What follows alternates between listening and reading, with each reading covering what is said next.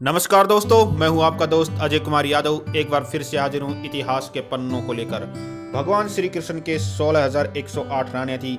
अक्सर हम पढ़ते हैं और सुनते हैं। इन 16,108 रानियों का रहस्य क्या था? क्या सचमुच भगवान श्री कृष्ण के 16,108 पत्नियां थी? भगवान श्री कृष्ण ने भौमासुर नाम के एक राक्षस का वध किया था। उस राक्षस राजा ने 16,100 कन्याओं को बंदी बना रखा था। उसका विश्वास था कि इन 16,100 कन्याओं की मैं बलि दे दूंगा तो अमर हो जाऊंगा। जब ये 16,100 कन्याएं उस राक्षस के चंगुल से मुक्त होकर जब अपने घर वालों के पास गई तो उनके घर वालों ने उन्हें अपनाने से इनकार कर दिया। तो भगवान श्री कृष्ण के पास वे वापिस आती हैं और भगवान श्री कृष्ण ने उन्हें अपनाया। उनके लिए अलग से महल बनाए और द्वारिका के अंदर रहने की व्यवस्था की। अधिकांश इतिहासकारों का मानना है कि भगवान श्री कृष्ण के केवल 8 पत्नियां थी, जिन्हें 8 पटरानियों के नाम से जाना जाता है। भगवान श्री कृष्ण की पहली पत्नी का नाम रुक्मणी था। रुक्मणी विदर्भ के राजा की पुत्री थी।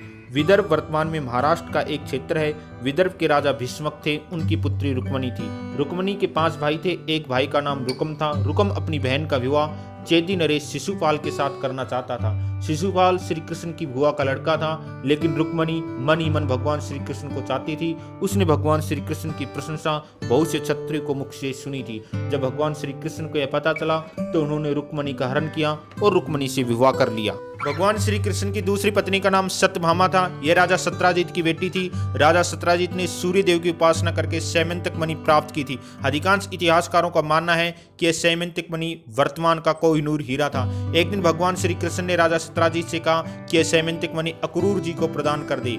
एक दिन राजा सत्राजित का भाई प्रसेनजित उस मणि को धारण करके शिकार खेलने गया। एक सिंह ने उसको मार दिया और मणि प्राप्त कर ली। सिंह को मार करके जाम्बवत रीछ ने यह मणि प्राप्त कर ली। राजा सत्राजित को लगा कि यह मणि श्री कृष्ण जी ने चुरा ली है। जब भगवान श्री कृष्ण को पता चला कि उनके ऊपर चोरी का इल्जाम लग रहा है तो वह जाम्बवत रीछ के पास गए और उनके साथ मल्लयुद्ध किया। मल्लयुद्ध के अंदर जब जाम्बवंत हारने लगे और श्री राम को पुकारा तो भगवान श्री कृष्ण अपने वास्तविक स्वरूप के अंदर आ गए। जाम्बवत रीछ ने वह मणि भगवान श्री कृष्ण को प्रदान की तथा अपनी पुत्री जाम्बवती का भी विवाह कर दिया। जब सत्राजित को यह पता चला तो उन्हें बहुत ग्लानि हुई और उन्होंने अपनी बेटी सत्यभामा का विवाह भगवान श्री कृष्ण के साथ कर दिया। इस प्रकार भगवान श्री कृष्ण की दूसरी पत्नी सत्यभामा बनी तो तीसरी पत्नी जाम्बवती बनी। भगवान श्री कृष्ण की चौथी पत्नी का नाम लक्ष्मणा था। यह भद्रा देश की राजकुमारी थी जो मन ही मन भगवान श्री कृष्ण को चाहती थी। इसलिए भगवान श्री कृष्ण ने लक्ष्मणा का हरण करके उसके साथ विवाह कर लिया। लक्ष्मणा के पिता का नाम वृत्रसेना था। भगवान श्री कृष्ण की 5वीं पत्नी का नाम मित्रविंदा था। एक दिन भगवान श्री कृष्ण वन विहार के दौरान अर्जुन के साथ उज्जैनी गए थे और वहां की राजकुमारी मित्रवंदा का स्वयंवर हो रहा था। भगवान श्री कृष्ण को मित्रवंदा ने स्वयंवर में वर चुन लिया था। इस प्रकार मित्रवंदा से भगवान श्री कृष्ण का विवाह संपन्न हुआ। श्री कृष्ण की 6ठी पत्नी का नाम कालंदी था। जब पांडु लाक्षय गृह से सकुशल बचकर निकल गए थे तो भगवान श्री कृष्ण पांडुओं से मिलने अपने और यदुवंशी साथियों के साथ इंद्रप्रस्थ गए थे।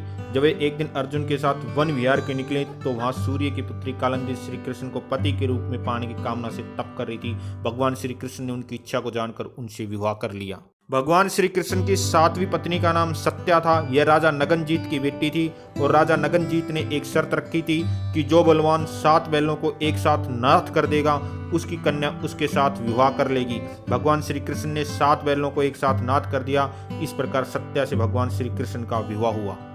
केकई देश की राजकुमारी भद्रा से भी उनका विवाह हुआ था। इस प्रकार भद्रा भगवान श्री कृष्ण की 8वीं पत्नी थी। तो प्रिय मित्रों, ये थे भगवान श्री कृष्ण के 16,108 पत्नियों के रहस्य। श्री भगवान श्री कृष्ण ने 8 विवाह किए थे और 16,100 कन्याओं को मान सम्मान और इज्जत की जिंदगी दी थी।